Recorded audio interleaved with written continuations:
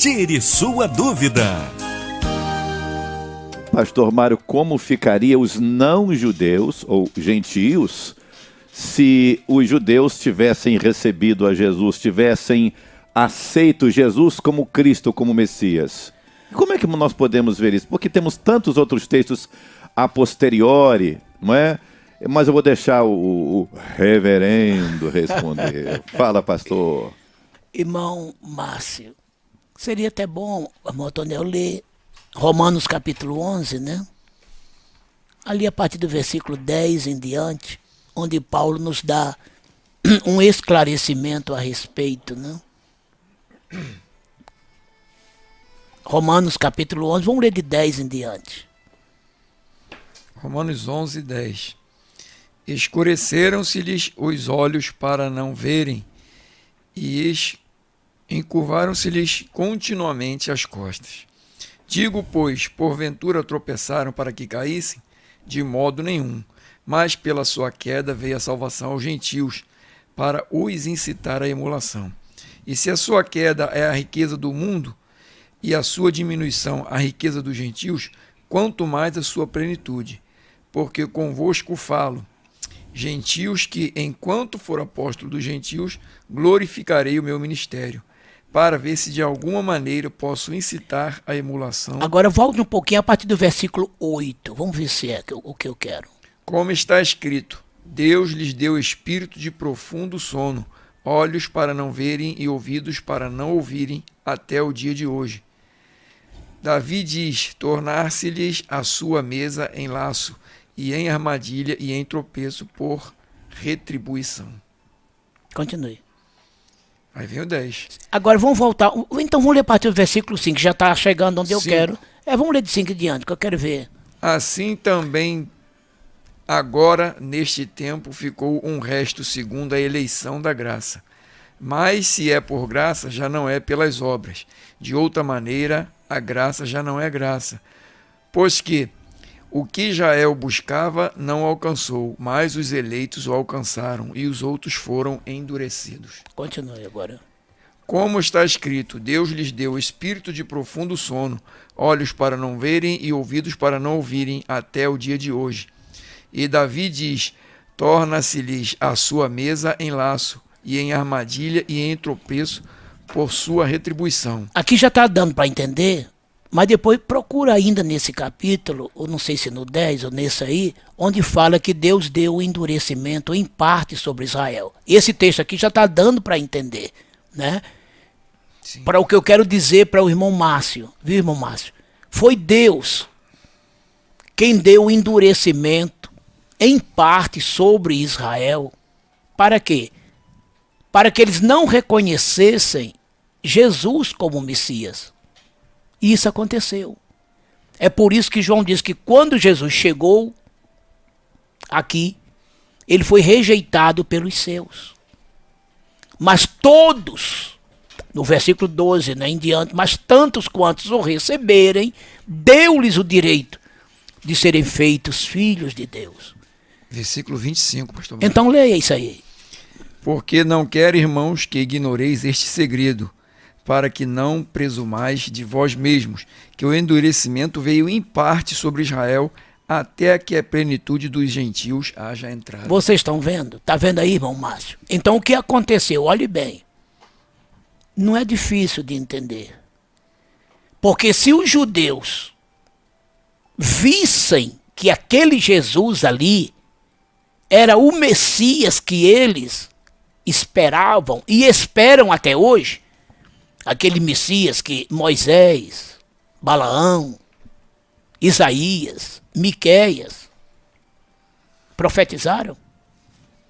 E se os olhos deles estivessem abertos para entender isso, eu pergunto ao irmão, eles matariam o Messias? Não. E se Jesus não morresse, quem é que morreria pelo Márcio Maia? Pelo Samuel França? Pelo Mário Souza? Felipe? Otoniel? Quem morreria? Alguém teria que morrer. A humanidade perdida estava. Um resgate se fazia necessário. E quem morresse pela humanidade teria que ser um justo sem mácula, sem pecado. E somente Jesus preenchia esses requisitos de pureza, de santidade, de inocência. Então ele teria que morrer. Mas para ele morrer, ele teria que nascer. E nascer no seu povo. E morrer do seu povo, pelo seu povo, através do seu povo, cumprindo até aquela profecia do sacerdote, né? Alguém tem que morrer pela nação. Aquele sacerdote profetizou sem querer, né? Muito bem. Então, se aqueles sacerdotes, se aqueles homens que ansiosamente esperavam o Messias, tanto é, né, que quando os magos, os sábios chegaram na casa de Herodes, Herodes logo chamou os doutores lá, né, para saber. Olha como eles descobriram logo. Onde é que vai nascer o Messias? Alguém disse, olha, está lá em Mateus 2, 4 e 5. 2, 4 e 5 de Mateus. Olha, Herodes, o profeta disse que vai ser em Belém. Olha aí. Aí, meus irmãos, se eles entendessem que aquele Messias que ia nascer em Belém era aquele Jesus, eles não matariam. Aí volta a dizer, se Jesus não morresse, quem morreria por nós? Então é por isso que eles não entenderam. Pelo contrário, uma certeza tomou conta deles. Qual certeza? Como que um Messias poderia morrer pendurado num madeiro se a lei diz que era maldito aquele que morresse pendurado no madeiro? Então isso é impossível. O nosso Messias ser maldito? Morrer no madeiro? E esse homem ser nosso Messias? Negativo. Esse homem é um impostor. Isso é um falso, que o nosso Messias, ele está vindo, com poder, glória, para nos livrar, para nos resgatar, e não para morrer numa cruz, amaldiçoado, sabe? E veja que esse Paulo, que era um dos principais intérpretes da lei que assim entendia, lá na frente, quando a sua mente se abre, ele disse, olha gente, na verdade, a palavra da cruz é loucura. É loucura isso. A mente de Paulo abriu. Que loucura é essa, gente? Então a cruz era loucura para os judeus, era escândalo para os gregos. Que era uma morte humilhante demais. Você nem imagina o que era morrer numa cruz naquela época. Era humilhante ao extremo. Sabe? Uma coisa terrível. O condenado era totalmente desnudado, sabe? Era uma humilhação pública em tudo e além da morte terribilíssima que era. Jamais judeus, sabendo que Jesus era o Messias, o mataria. E ai de nós se isso tivesse acontecido, porque estaríamos sem salvação. Foi por isso que Deus permitiu isso.